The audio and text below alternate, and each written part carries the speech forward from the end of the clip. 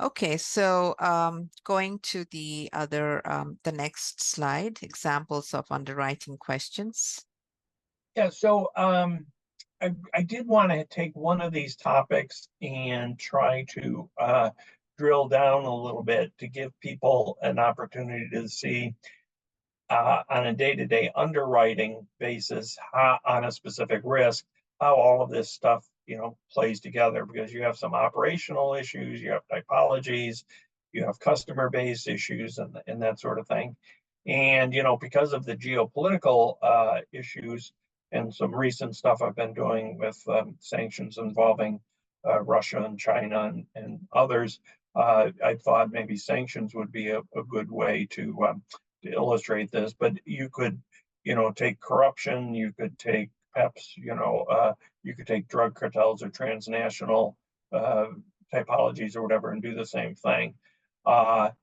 If you look at these type of sub things, this would be the type of issues that I'd like to understand after a compliance meeting. Sometimes I'd get, a lot of times I'd get that hopefully from the questionnaire. The operational questions like what list do you review, what currencies are you focusing on, that sort of thing, help me quite a bit. And I want to go much deeper than just the boilerplate. And along the currencies, for me, it took me a little while to realize this, but for me to really understand the customer base that was going through our account, I had to understand more than the US dollars. I had to understand, do they have a lot of cash deposits in other currencies?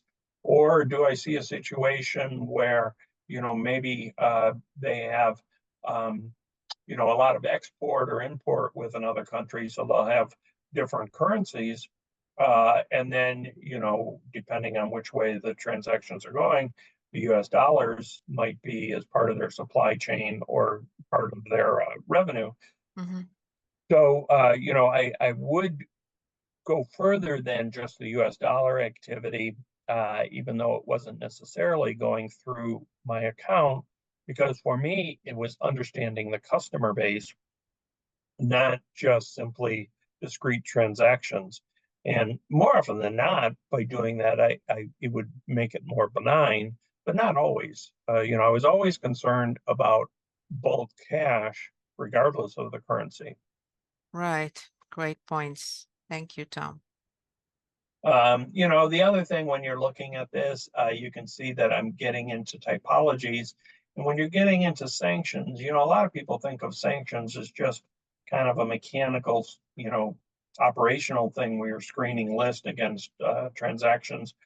But you really don't have an effective sanctions program until you integrate the AML with the sanction screening, because particularly on the Russian stuff, but I would say most of the sanction stuff, you know, the people that are evading sanctions know whether they're on the list or not. They know the types of things that people are looking, so they're spending all their time on evasion, Yeah. and they're not going to pop up on your list. So Yeah, exactly. I need to understand what are the respondents doing that goes beyond mere screening. Such an important point. I think that, this is absolutely very, very important for the audience. Thank you. And one thing I would add on that, and to some extent, it's more of a precautionary type thing. Um, First of all, everyone is going to be vulnerable to evasion, including the largest of the US banks. So, just because someone's evading, doesn't mean that it's a bad bank or whatever. But if it's massive evasion, and it gets to the point where it looks like, the bank just simply has a risk appetite to deal with those kind of customers, make it up. Let's say you're in Lebanon and you've got Hezbollah as a customer. Mm, It doesn't matter to me, whether the Hezbollah customer you're dealing with is on the list or not. If I think you're knowingly dealing with Hezbollah, even if the um, trading companies haven't gotten into the list, I'm going to have a concern.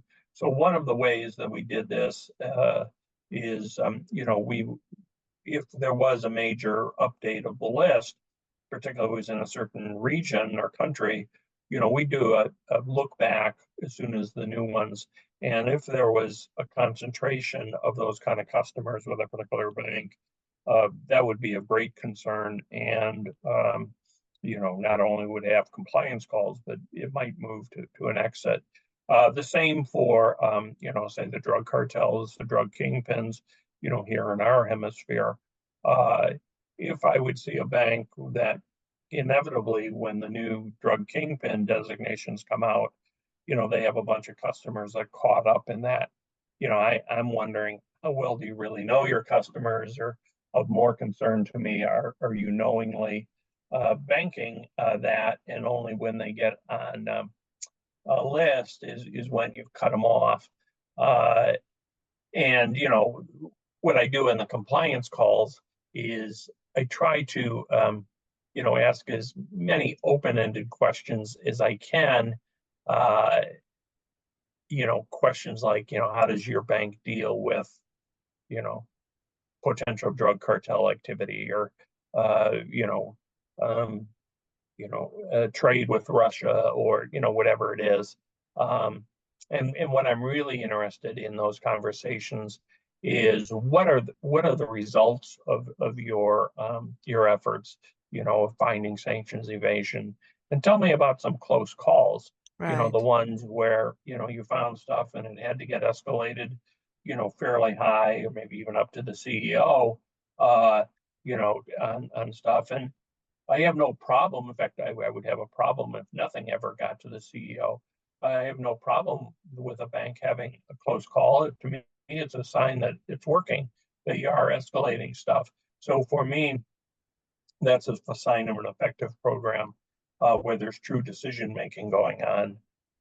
If everything is resolved at the operational level, then I'm wondering, well, are you doing it right? Uh, and the level of granularity in the responses to these kind of questions is important, because it Yeah. helps me differentiate between a program that's purposeful as opposed to someone that's just going through pageantry.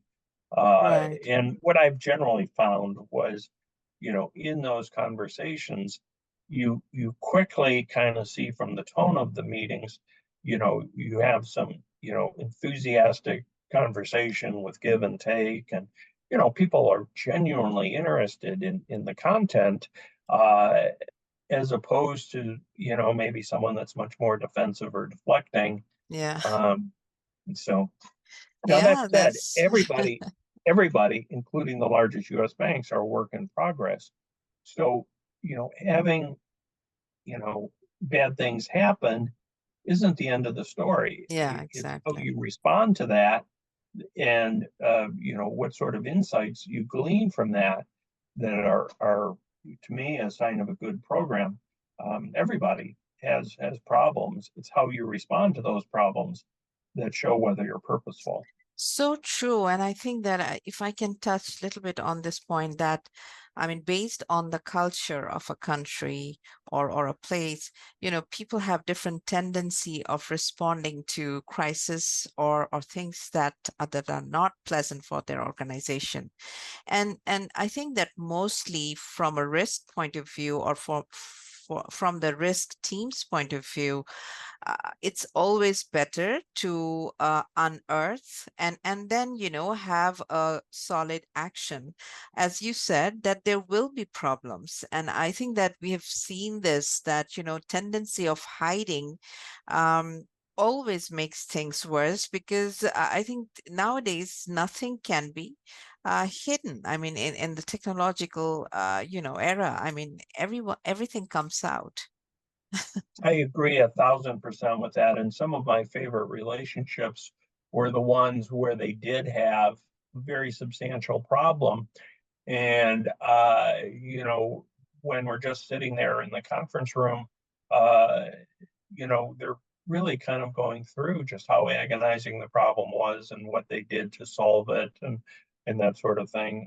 You have many of your most genuine calls and relationship buildings in a situation, that maybe comes out of a negative news article or Yeah. something like that. And the important thing is no single compliance meeting, unless it's just an absolute disaster, should define the relationship. They generally what I found was as you built relationships and you kept talking to the customers year after year after year, sometimes multiple times a year, sometimes multiple places, you found that they were improving year after year, and you were much more on the same page, and you were just simply updating each other on stuff, or in many cases they became very much kind of exchanging lessons learned from the last year on both sides, not just me getting information from the respondents, but me sharing information either that I've gathered or that I've heard from other customers. It was actually kind of funny. I did get to a point where I remember I always would end a meeting just saying, "Well, I've asked you a lot of questions. Do you have any questions for me?" Yes, And yes, I remember. most of the time I didn't get a lot, or if I did, they were kind of tactical questions. But I Yes, remember once someone looked at me and he said, "Well, you're in our country all week, aren't you?" Yeah, I said, "Yeah, I'm visiting quite a few banks." And they said, "So, like, you've talked to most of our competitors. Like, what are you hearing from them?" yes, And I was a little startled at the frankness of the question. I laughed and I said, "Well, it's a good question." I said, I really, because of confidentiality, I can't share with you, what I've heard from specific competitors. But what I can tell you, and this is much more general than just your country, is I can absolutely address, kind of what I'm seeing in the industry. You just have to be a little bit more precise as far as what the topic are. So if you're asking me, what are you seeing happen in the industry with MSBs or with state-owned entities or whatever, I'm more than happy to share that stuff. I can't yeah, attribute that to a specific bank or even a specific country, but I'm more absolutely. than happy to share the benefit of Mm, what I've learned from having all these compliance calls, and quite calls. frankly, I thought it was fair quid pro quo for them spending time with me, that I would give them some feedback about what I'm learning in the industry. Right. And I think that when you are meeting a bank where, these the risk decisions may affect their business, particularly the credit facilities, if I may particularly mention. Sometimes, the respondent banks are not comfortable sharing their unpleasant, part of the story. But what are your views? I think that, um, I think this is a great point that can be discussed very openly, where, unpleasant events occurring in a bank, affecting the business decision. I think it's not only the risk people who need to think holistically, but also the business people at the on the correspondent bank side, how they can come up with more appropriate action plans. Yeah, no, I would agree 100% with that. And as you were talking, it sort of triggered some memories I had of some of my I think most significant compliance discussions. So when you're doing this year after year or whatever, you get to know your counterparts pretty well. And some of the most memorable meetings I had actually weren't the big conference room where you have a bunch of people from the bank, from each bank there. Some of the more memorable meetings that I had was where literally, it may be one on one, or maybe, just two or three or four people in a room, but there were pretty senior people. And I found that in those cases, and a few that stick out, were very large banks and very large countries that were undergoing a lot of stress. And my counterpart really just wanted an opportunity to have, in those cases, it was much more of a one-on-one conversation where they could share kind of some of their more day-to-day issues and get in what would be for them more of a low cost feedback, because the relationships were way too big and they were way too intertwined or whatever. There was no issues about closing the accounts or anything like that. It was just, you can have a conversation with your correspondent banker, particularly if it's, someone who's, kind of that right level. They know enough about day to day, but they're also involved in decisioning that they wouldn't be able to have with their regulators or even senior people in their own organization, or other people. But you can have a conversation with your correspondent bank Mm, that uh, you can get a lot more insight without really much cost, because at the end of the day, I think most, when I'm sure this is the case, all correspondent banks want their respondent banks to succeed. You know, it's a customer relationship. If you were any good, you'd want your customers to succeed. And so, I found that in those kind of calls, they were the ones that oftentimes your breakthroughs came. I know that's kind of probably coming across too vague because I can't get into the details, but uh, there is something about a conversation, particularly if it's not in a big conference room, between a senior people from a correspondent and a respondent, that you're not going to be able to recreate in any other manner. right. Absolutely. Excellent point. Okay, great. I think we had excellent discussion on that, Tom. So I'm moving on to the